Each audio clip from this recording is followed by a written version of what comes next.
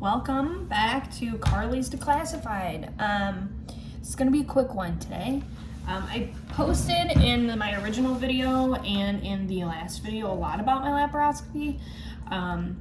There's not much to say other than what happened, so I'm going to go through that with you guys. The next couple videos after this are going to be more detailed, because they're going to be kind of the more important, I'm not going to say important, but more like prominent part of my journey. So where I left off, I went to a gynecologist in Oak Brook, Hinsdale area, and he did a laparoscopy to further research my endometriosis. So I went in, I think it was like September 15th or 16th or 17th, it was around that time, 2019. Did the procedure. I was only supposed to be in there for like an hour, and I ended up being in there for like, it's like 3 hours and 45 minutes. Went home, felt okay. The first couple days were definitely rough. They make 4 incisions, 1 near your belly button, and then I had 3 underneath.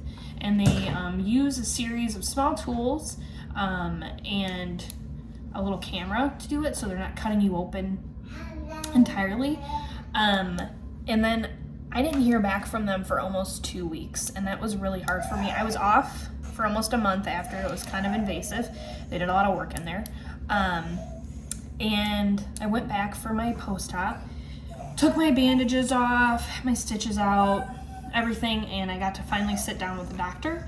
And he explained to me that why they pushed me off for so long was because I had what mimicked a carcinoid, which is like a tumor or just a patch of cancer in your body, that was coming off my appendix. They removed my appendix because it had so much damage anyway, but it was like, he said like 2 centimeters, which that's really big for something inside your body. So they had to send that out to make sure that it wasn't a form of cancer before they could give me any other test results, because I could have been doing something totally different than anything fertility wise.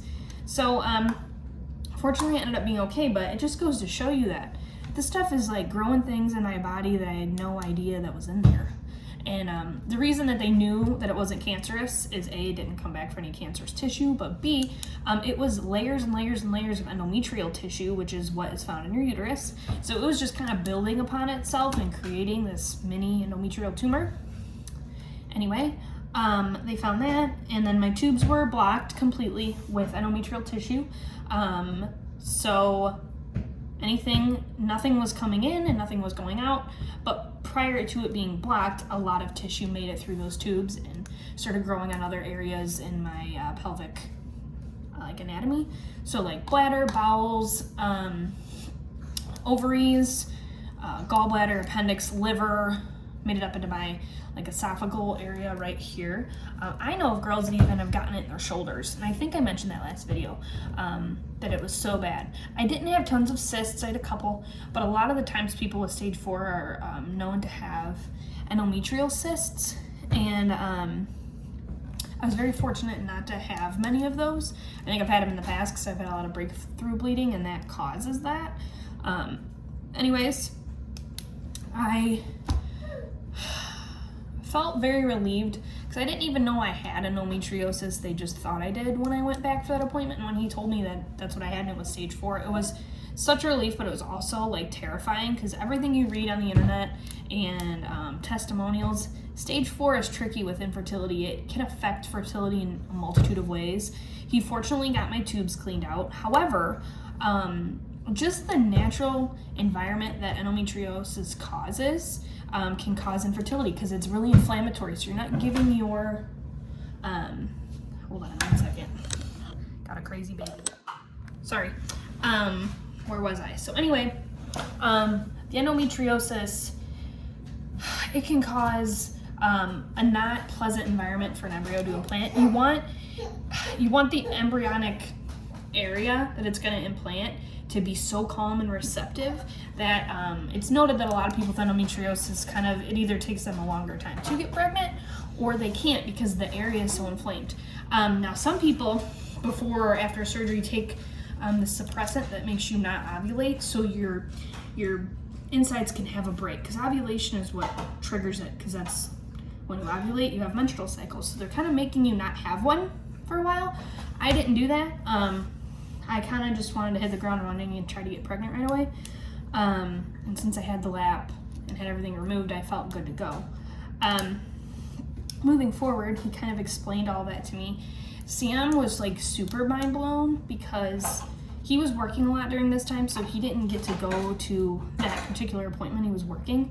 It was a Saturday. And so for him to come to my post-op, he got to go to surgery today, but for him to come to post-op and get to hear and see the video, he was like, oh my God, this has been there for a while. We've been struggling. It totally explains why. So then, going forward from that, I was instructed to go, and I was supposed to rest for a full month, and then we could start trying. I went back 2 months later, so this was in September. By the end of September, I saw him. 2 months later was the end of November. I went to go get a routine checkup, and they checked me out, thought I was fine. However, still wasn't getting pregnant. December rolled around, and obviously I tried for the 3 months before that, and it just felt off. I felt I was having like a mild temperature all the time. So I went to another fertility specialist for a second opinion, and they recommended that I get an endometrial biopsy before we start IVF, because I had a lap, and because laparoscopies or DNCs, which I did get one, I didn't have any fetal tissue removed, but I had the entire endometrial tissue removed to just test it. And the reason I know that it was from this surgery was because it came clean in September, and then rolling around to December, I had mild chronic endometritis, which is typically caused from vaginal, like you have a healthy vaginal bacteria that's supposed to be there, and it goes up to your cervix. And a lot of the times people get endometritis. It's kind of like when you get a urinary tract infection, it kind of works its way up there. And so when they were doing my DNC, some of that bacteria was brought into my uterus. It was pretty easy to treat. Wasn't anything too crazy, and it wasn't like an acute version of endometritis that's like really intense, bad pain. It happens with a lot of other situations. But anyway, apparently this is super common. I did not know this. I did tons of research on it. And some people have it before they've had a DNC, and it just happens. A lot of the times if you get UTIs a lot, it can happen, which I did have a lot of those, so that could have definitely been like a contributing factor during that time, because my hormones were changing, and I know that can affect those things as well. So anyway, I was treated for that twice. They want to make sure it was all gone, and I came back normal. COVID hit, and IVF was put on hold. So I just kind of had to hang out until that lifted, and then we moved to a different doctor after that because of the situation. I'll explain in the next video. But nonetheless, the laparoscopy was kind of rough, I'm not going to lie. 4 weeks and a lot of invasive surgery. Like, things were just different after that. Like, it's kind of like when you have a baby, things just weren't the same. I had to get extensive gallbladder testing. They didn't take the gallbladder out. They probably should have. Now looking back, but that was horribly impacted by the endometriosis as well. So I had to get testing for the function. I barely passed. And the reason I did that is because I guess gallbladder issues in pregnancy is a disaster. Fortunately, I didn't have any with her, but I'm kind of wondering if the pregnancy made it worse, because I'm having some issues now with pain there. So I need to get some testing to further check that out. But anyway, gallbladder testing was done, appendix was taken out, tubes were cleared out, endometritis was taken care of, so I thought I was good to go, and yet still no baby. So then it's come to my attention that the laparoscopy... You're okay. You're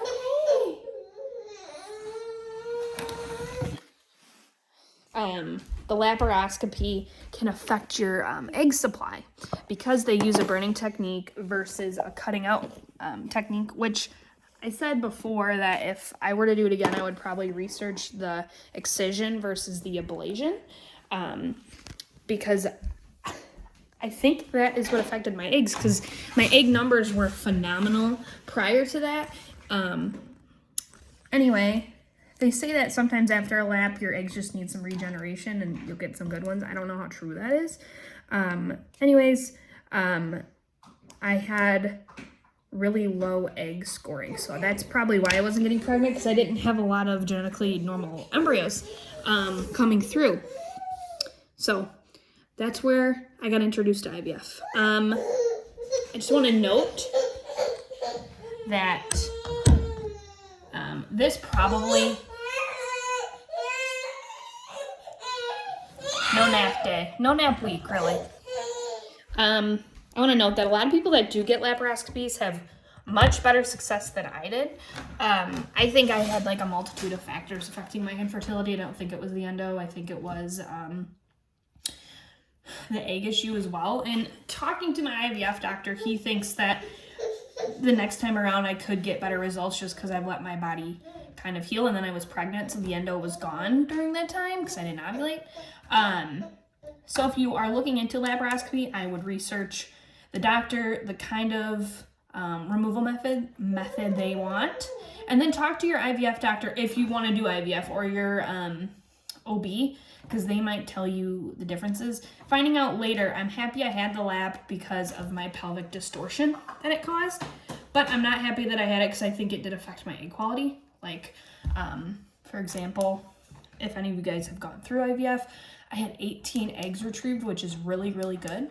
I had 15 fertilized, which is also really, really good. And I had all of them make it to day 3, which is insane. That's like super good. And they started dropping off. So they could have just been slightly damaged. So that's why I'm trying the healthy eating, the exercising, and the things to do the second retrieval. And I will get into that more when we get closer to that journey. But if you are looking into a lap, that's what I would recommend. I don't think that I'm going to go forward with a second one before we try to get pregnant. We'll see. I'll keep you guys updated on that. But that was my lap story. If